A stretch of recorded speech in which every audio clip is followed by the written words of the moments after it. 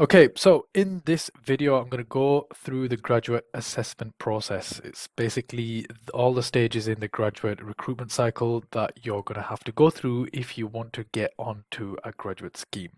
I'm going to talk you through all the stages and I'm going to give you some guidance on each stage as well.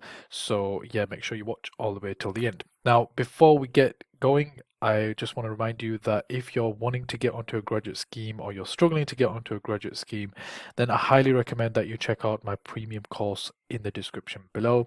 It's called the Graduate X program, and essentially it has all the knowledge that I have of getting onto a graduate scheme in there. I'm currently on a graduate scheme myself right now, and I've received more than one um, offers back. So I kind of know what so I know a little bit about what it takes to get onto a graduate scheme. Basically, put that all in a course for you, so you can just follow it step by step and increase your chances of getting onto a high-paying graduate scheme today. Right. Let's get into the first thing. Here are some important things to note when it comes to the graduate assessment process. First things first, it's longer and more challenging than a normal job application. So if you think it's going to be a walk in the park, it's not. It's going to be a very long process. Just the way they get back to you with feedback and whether you've passed a certain step or not is just longer because there's just so many applications. It's just the way they do things. And they work on a yearly cycle as well, so they have certain dates for certain things. So just keep that in mind, and it's going to be a lot more challenging than your normal job application that you're going to apply for on Indeed or CV Library or something like that. So I'm assuming if you're watching this video, you already know that, but just for those who don't, that is just one thing to keep in consideration.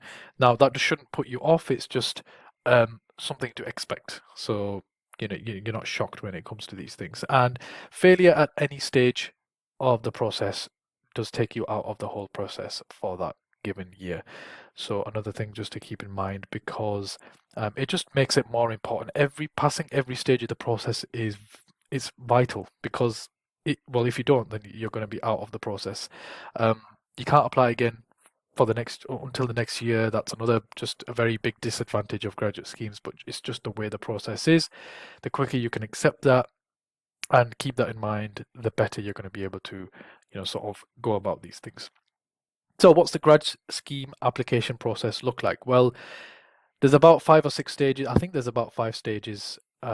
Some graduate schemes will have more, some graduate schemes will have less, but generally they're going to have all of these stages that I'm going to mention here, except for one, which I'll talk about in a second. So, first things first, every graduate scheme is going to have an online application. And this is basically the application that you fill in with your details, so your name, date of birth, all your personal details, and then you're going to fill in all your education history, your work experience, that kind of thing. This is basically the application that every job requires, or every job kind of makes you do, and that's the first thing that you're going to do in the graduate scheme process. And funnily enough, that's like the easiest thing in the whole process because, well, you're just putting in things that you already know. So, I'm not going to talk too much about that, but yeah, that's the first thing that you're going to do. It's just a bunch of forms you're going to fill in. And yeah, just obviously in some of these applications, they will ask you some questions, like motivational questions, like why do you want to apply? Um, what kind of experience do you have? So make sure that you fill this stuff in when you're feeling good. Don't be filling it in like 12 o'clock at night when you're about to go to bed or something, because it will affect the later stages. These applications now are really clever. They have application tracking systems in place. So if you're applying for something which is not as relevant to your degree or you don't have as much interest in it, they will be able to pick that up through just the way you've typed and what you've typed. So just keep that in mind. Always start off with the applications that are most relevant to you, of most interest to you, that you can talk about the most, because most applications will ask you some motivational questions just to sift you out if you're not in the right lane, basically. So that's the first step in the process. Now, second step is going to be the online tests. Again, this is mainly just for graduate schemes, so you won't have this in normal jobs. So with graduate schemes, you're going to have online tests.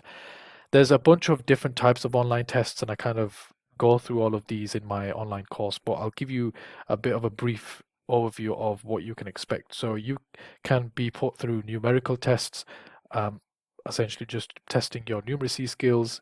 You can be put through a verbal test, which is testing your comprehension skills. You'll be given some information and they'll ask you questions on that.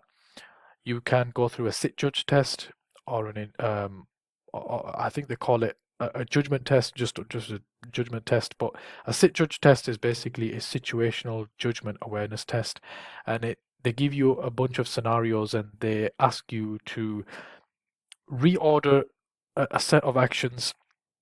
So essentially what they'll do is they'll give you a scenario. It might be a video or it might be a passage of text. Something has happened in the workplace and you have 4 options or 5 options that are listed. These are your possible answers, your reaction to that situation. And you need to reorder those things depending on what you would do the most and what you would least, what you wouldn't do, if I'm making sense. So what you wouldn't do. So what you would do, you would rate that at the top. Something that you wouldn't do or you're least likely to do, you'll obviously put that at the bottom. So that is one of the tests that they can put you through. Another type of test is a work-based scenario or something called an E-tray exercise. So an E-tray exercise is essentially where you're getting a bunch of emails that are coming through and they will ask you to reply to those emails based on the information that they've given you. Or there might be some certain tasks that they want you to do. They want to see how you do it. And that's like a job simulation type task. And the civil service likes to do that a lot in their graduate schemes, so that's another type of test that you can encounter. But yeah, again, these tests are designed to see your cognitive ability. There might be some games-based assessments in there as well. So Network Rail, which is a graduate scheme that I applied for, and I actually ended up working for Network Rail as well, but not as a graduate. It was just a graduate job. But on their graduate scheme, they had something called Arctic Shores, which was a game-based assessment, and again, they use numerical tests, verbal tests, and sit judge tests all in one, but through a game format. So again, it could be any of those tests, any of those formats. The formats can change as well, so it can be a video that you watch and then you answer the questions. It could be a text passage that you read and then you answer the questions. It could be an email that you get and then you reply to that.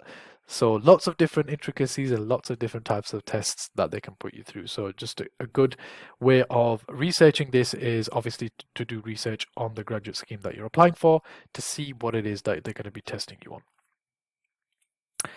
The next step will most likely be an interview. And an interview or an online interview. Again, this is very self-explanatory, but you need to be very, very on board with this. You need to be on point with the interview, make sure that you know what you're doing. Obviously, for an interview, the best preparation is to research the company and research the questions that they're going to ask you. And this is a whole process in itself, which you need to do and make sure that you master. Again, I teach this in my course, but you're going to start to find that a lot of the interviews tend to ask some similar questions. So there are going to be some questions that are repeated all the time. An example of this is the 3 whys. Why do you want to work for us? Why do you want to work in this role? And why you? Why should we take you on? So that's a great example. There's many more examples as well, but that's just one example of something they will ask because they do want to know. They genuinely do want to know the answers to those questions. And sometimes it can be hard to answer those questions because as a graduate, you just want to get onto a graduate scheme, you just want to get paid, right? At the end of the day, that's basically what matters. But for them, that is not what they want to hear. They want to hear, the more in-depth sort of things that you're getting on the graduate scheme for. Do you have interest in the job sector? Do you have interest in the job role? Do you know about the job role? Why should we hire you? Right? So these are very important things that you need to master. Come up with some template answers for these. And remember, always be confident. Obviously, when you're talking on camera or you're talking to a different person who's sat right in front of you, it makes the best of us nervous. It really does, especially when you know that failing at this stage will kick you out the whole process. So it's even more important to prepare, practice with others, and yeah, that's the only thing I can say. Practice the questions and practice the answers that you're saying so that it's comfortable for you to talk about them when it comes to the actual interview. As part of my Graduate X program, we do also offer one-on-one coaching for the interviews, so you can do a mock interview with me if you're interested. But like I said, you can check that out in the description below. But for this video, just remember, practice, practice, practice is going to make it perfect. And that goes for the online test stage as well. So just practice as much as you can. The online tests, it's going to get you accustomed to the tests and how they work. And when it comes to the real test, obviously, you will have practiced so much that hopefully you can kind of go through it and pass it. Unfortunately, the online practice sites aren't that great in my experience, which is why I like to kind of go through these tests with a different email address. That's another little trick that you can use. And that way you can get to see the actual test before you take it. Obviously, they do change it about a little bit, so it's not going to be the exact same. It's different for every person, but you can get an idea of the format and things like that. But yeah, practice is going to make perfect for these two stages. The next stage in the process is going to be an assessment center. Every graduate scheme that I've been on, every graduate scheme process that I've been on has had an assessment center. Some have had a bit of a poor excuse of an assessment center. It's basically just been, 3 or 4 people, and it's just kind of a little bit shabby. And some assessment centers are very, very professionally done. They pay for your expenses. You come down, you stay in a hotel, you go into a center. You have, maybe 20 other people that you're kind of working with in an assessment center. So yeah, it just depends on who the company is and what they're offering. But an assessment center is basically, I like to explain this as if you've watched The Apprentice, which is a very famous UK program. It's a little bit like that. So it's probably not as cutthroat as that, but it can get as cutthroat as they are when you see them in the boardroom with Alan Sugar and that kind of thing. It reminds me of that, and that's how I explain it to my students and the other graduates as well. You're essentially working with a bunch of different people in a so I'll explain what you find in an assessment center. It's basically one whole day. It could be online or it could be in person, and you're going to go in, and there will be a number of different activities that you're going to do, different tasks that you're going to do. This can include an interview again with somebody else. It could include a group task with other people, so you're going to be working in a group, doing something. It could include an essay-based exercise, so you essentially have a bunch of information. You need to summarize that into like a case or a document, and then present that document. It could be a presentation exercise where you have to prepare some information and present that to somebody, and you could be doing some tests as well, again, which is in a previous stage, but they could ask you to do it again as well. And all of these are done in one day, and they assess you based on all of those different activities. Now, by far the hardest thing in an assessment center is the group exercise, because you can prepare for everything else. You can prepare for an interview, you can prepare for any test that they take again. They'll give you all the information that you need for the presentation exercise and for the case study exercise, so you can prepare for that. You'll have time for that.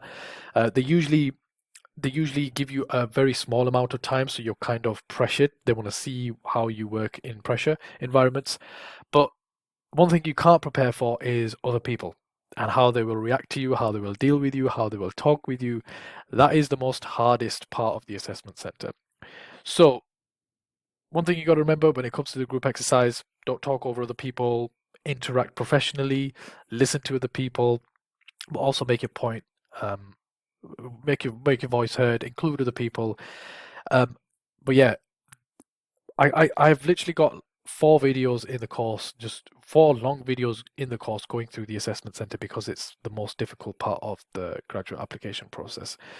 But yeah, just keep that in mind. The assessment center is a very make or break part of the process.